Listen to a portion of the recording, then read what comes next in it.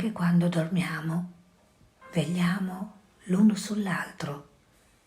È questo amore più greve del frutto maturo di un lago, senza riso e senza pianto, dura da sempre, un giorno dopo l'altro, una notte dopo di noi. Paul Eluard.